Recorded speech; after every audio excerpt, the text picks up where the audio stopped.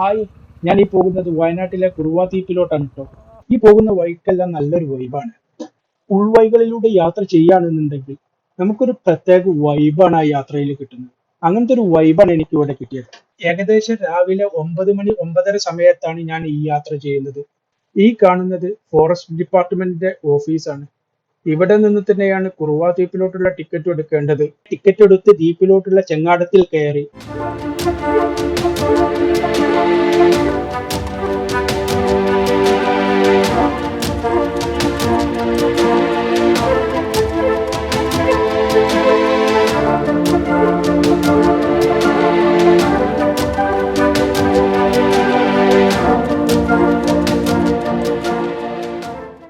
ദ്വീപിൽ ഞങ്ങളെ ഇറക്കി വിട്ട് ചെങ്ങാടം തിരിച്ചുപോയി. വെള്ളക്കെട്ടുകൾ മറികടക്കാൻ അവിടെയെല്ലാം മുളകൊണ്ട് പാലം നിർമ്മിച്ചിട്ടുണ്ട്. നമ്മുടെയും വനത്തിന്റെയും സംരക്ഷണത്തിനായിരിക്കും.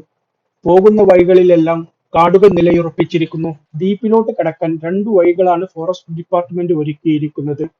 അതിലെ രണ്ടാമത്തെ വഴിയാണ് ഈ കാണുന്നത്.